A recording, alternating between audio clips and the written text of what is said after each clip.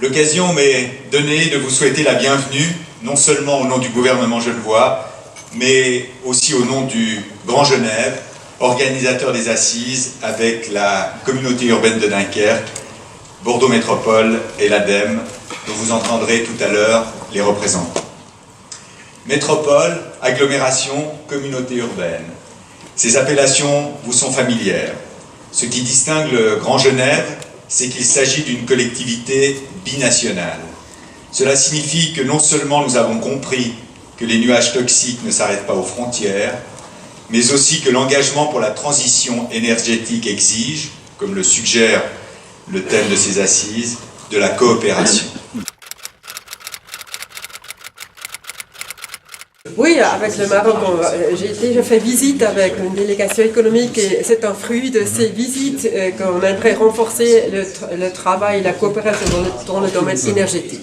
Le Maroc est très dépendant des importations d'énergie, ils font beaucoup sur l'efficacité énergétique, ils sont ouverts à des investissements et je pense pour la Suisse, comme pays aussi francophone, c'est une bonne opportunité d'avoir plus d'initiatives communes et d'aider aussi le Maroc avec sa situation énergétique. Comme chacun le sait, l'air n'a pas de frontières.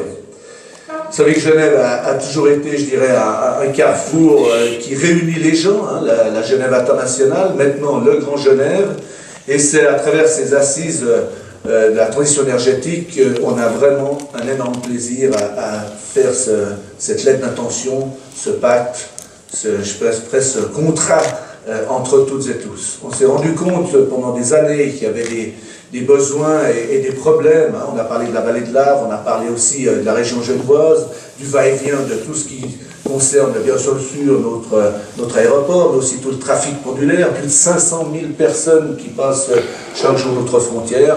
Donc aujourd'hui, vraiment, on marque par cette signature un exemple concret d'une bonne collaboration.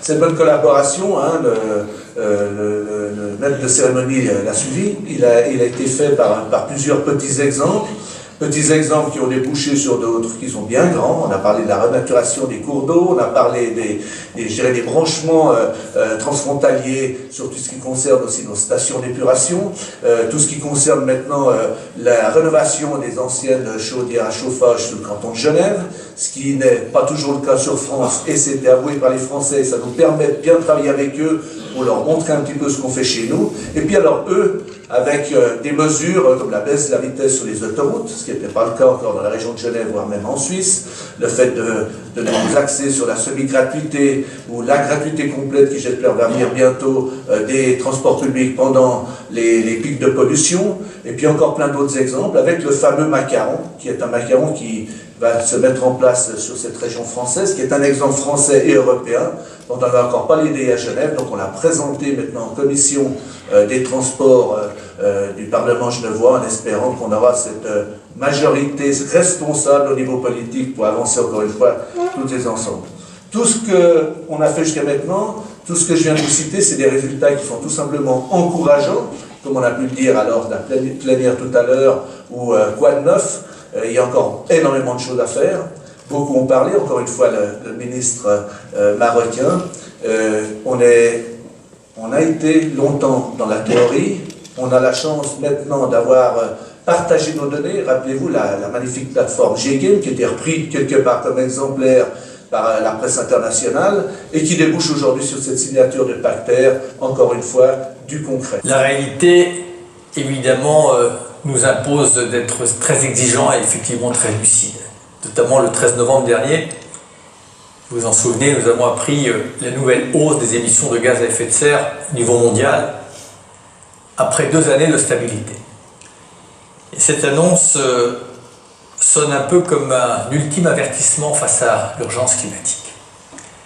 À ce stade, les engagements des États, dans le cadre notamment de l'accord de Paris, chacun le sait, ne sont pas suffisants pour nous mettre sur cette trajectoire qui est la seule acceptable du 1,5 degré d'élévation de température par rapport à l'ère pré-industrielle. Garder cet objectif, c'est le seul envisageable et raisonnable. Au niveau français, les premiers indicateurs de mise en œuvre de la stratégie nationale bas carbone montrent que nous sommes en retard sur les objectifs que nous nous étions fixés, notamment dans nos budgets carbone. Il faut donc, et c'est un impératif qui n'a pas à se discuter, passer à la vitesse supérieure et sans plus attendre, et évidemment ceci à tous les échelons, qu'ils soient territoriaux, nationaux, européens et évidemment internationaux.